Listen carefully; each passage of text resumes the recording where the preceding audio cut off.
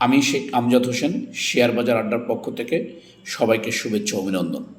আজকে আমার টপিক হচ্ছে শেয়ার বাজার দেশের অর্থনীতির জন্য গুরুত্বপূর্ণ কেন। একটি দেশের অর্থনীতি শক্তিশালী হতে হলে ব্যবসা ও শিল্প খাতকে বড় হতে হয়, আর ব্যবসা বড় হতে হলে দরকার মূলধন।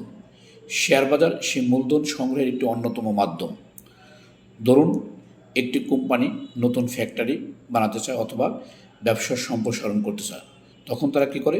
জনগণের কাছ থেকে টাকা সংগ্রহের জন্য নতুন শেয়ার ইস্যু করে। এর ফলে যেটা হয়, কোম্পানি বড় হয়, নতুন কর্মসংস্থান তৈরি হয়, দেশের উৎপাদন বাড়ে, সর্বশেষ যেটা হয় সেটা হচ্ছে সরকারের ট্যাক্স আয় বাড়ে।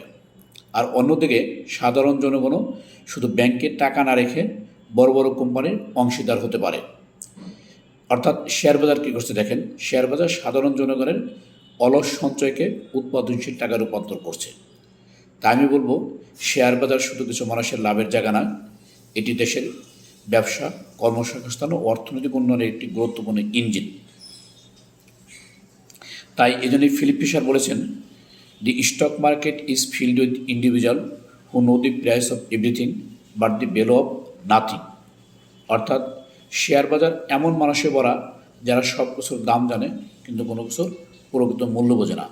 তা আমি আপনাদেরকে অনুরোধ করব, যারা বিনিয়োগ করে আছেন, একটা স্টকের প্রকৃত মূল্য বুঝে বিনিয়োগ করুন, আশা করি সফল হতে পারবেন।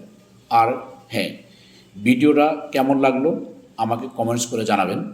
ভুল ধরে দিলে উপকৃত হব। Thank you so much everybody.